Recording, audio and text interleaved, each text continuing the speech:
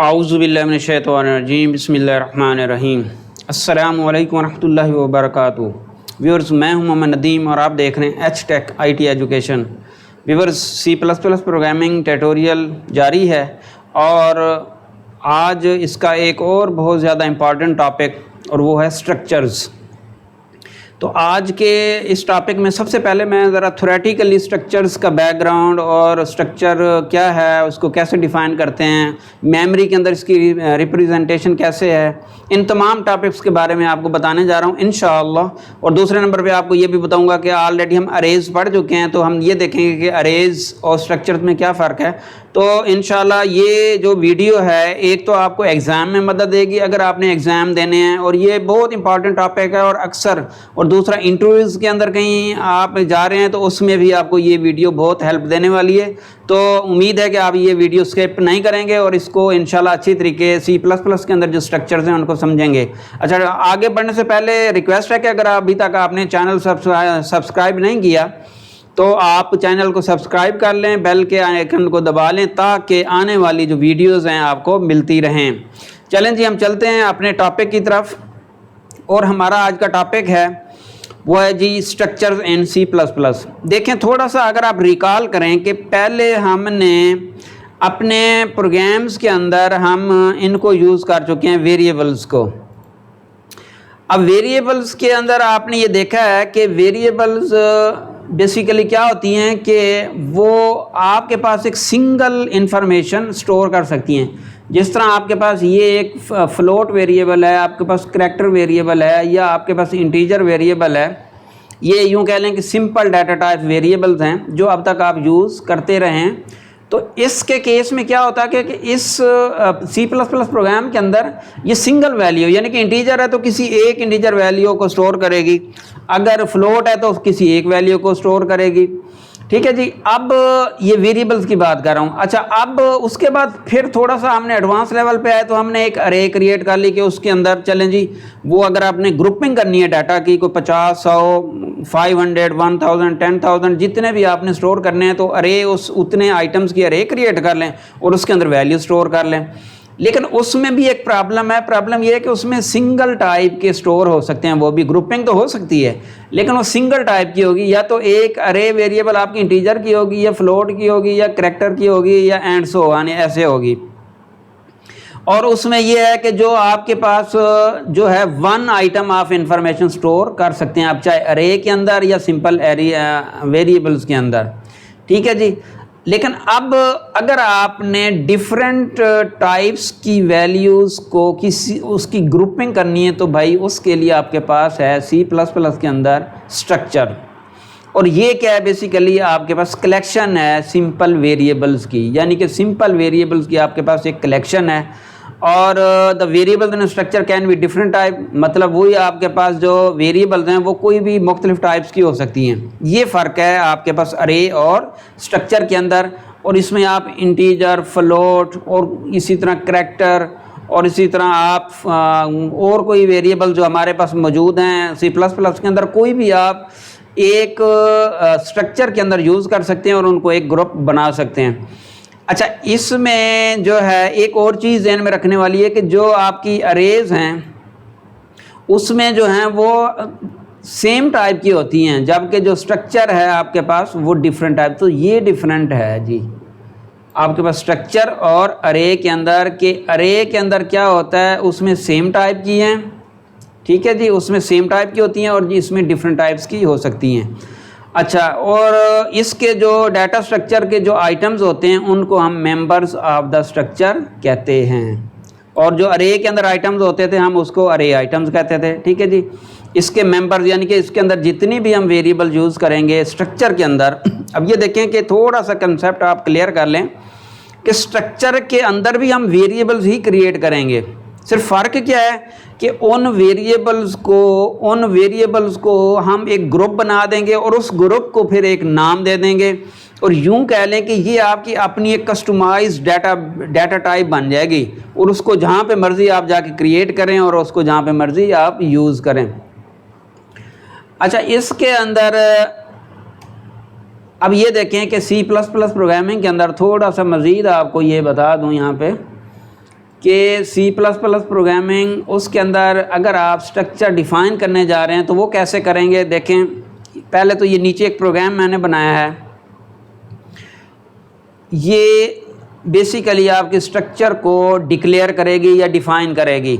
ठीक है, इसमें क्या, सबसे पहले आपने कीवर्ड यूज़ करना है स्ट्रक्ट का, और उसके बाद जो आप स्ट्रक्चर क्रिएट करने जा रहे हैं उसका नाम देना है, यानी कि ये आपकी डिक्लेरेशन है स्ट्रक्चर की, स्टार्ट होगी यहाँ से।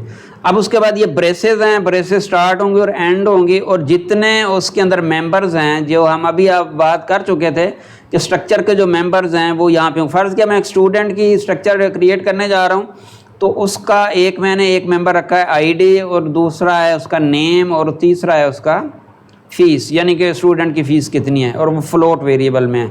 इंटीजर जो है ना, जो आईडी है इंटीजर वेरिएबल में, और नेम जो है स्टूडेंट का वो स्ट्रिंग में मैंने रख दिया।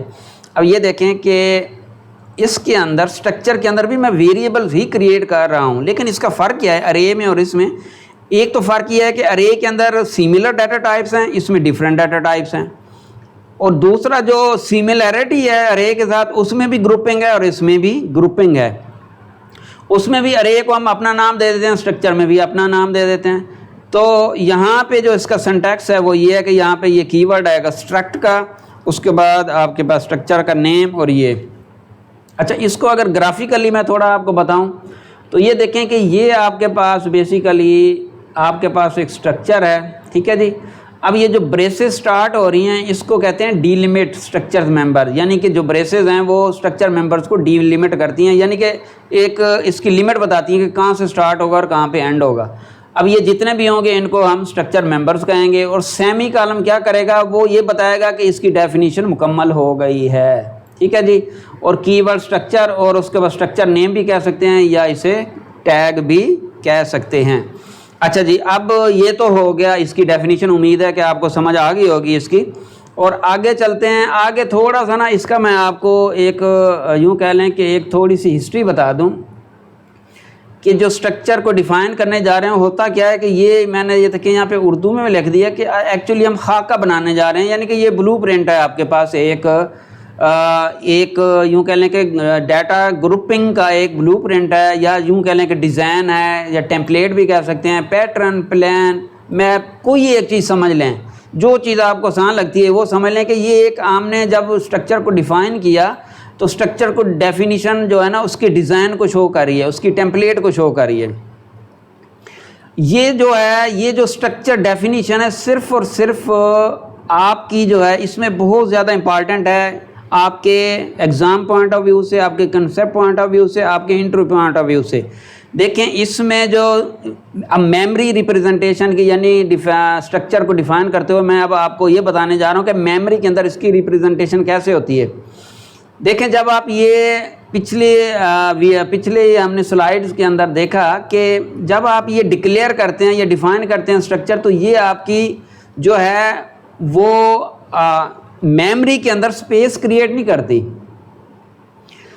ठीक है, वो क्या करती है कि कोई मेमोरी के अंदर स्पेस क्रिएट नहीं करती। स्पेस उस वक्त क्रिएट होगी जब हम उस डाटा स्ट्रक्चर का जाके आगे कोई एक ऑब्जेक्ट क्रिएट करेंगे या वेरिएबल क्रिएट करेंगे। ठीक है, लेकिन जो आपके पास अरे होती है, अरे के अंदर आप क्या होता है कि जो ही आप उसे डिफ़ाइन करते हैं तो वो क्या होता है कि उसकी मेमोरी के अंदर स्पेस क्रिएट हो जाती है।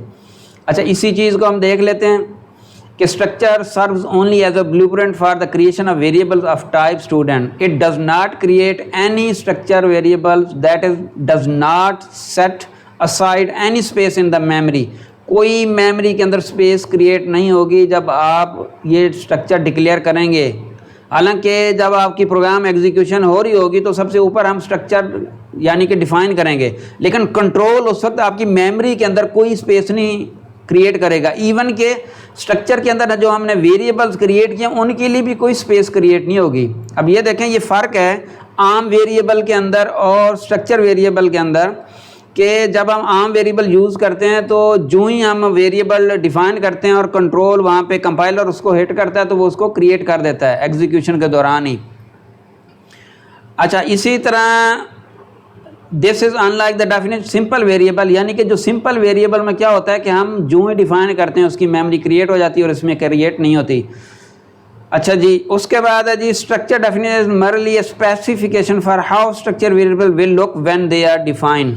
N object has the same relationship to its class that a variable of structure type has to the structure definition. देखें आगे आप ऑब्जेक्ट ओरिएंटेड पढ़ेंगे तो एक ऑब्जेक्ट का जो क्लास के साथ रिलेशनशिप होता है सेम वही आपके पास स्ट्रक्चर डेफिनेशन का स्ट्रक्चर की वेरिएबल के साथ होता है। यानी कि जब आप इसको क्रिएट करेंगे आपके पास जो आपके पास ये यहाँ पे, अच्छा अब ये देखें कि जब आप स्ट्रक्चर को डिफ़ाइन कर रहे हैं तो कंप्यूटर के अंदर प्रोग्राम के अंदर आपने कैसे जाके डिफ़ाइन करना है सेम एज इट इज़। जिस तरह आप कोई वेरिएबल, जिस तरह मैं इंटीजर वेरिएबल डिक्लेयर करता हूँ तो पहले इंटीजर टाइप देता हूँ और फिर उसके बाद वेरिएबल का नेम देता हूँ। इसी तरह अब ये मैंने स्टूडेंट पीछे आपको बताया था कि ये स्ट्रक्चर है, उसका जब उसकी वेरिएबल क्रिएट करूँगा या उसका ऑब्जेक्ट क्रिएट करूँगा तो ये देखें ये सिंपल आप क्या करेंगे स्टूडेंट लिखेंगे और std1। अब ये वेरिएबल 1 जो था ये नाम, ये एक वेरिएबल टाइप है इंटीजर टाइप की और ये एक वेरिएबल टाइप है स्टूडेंट टाइप की।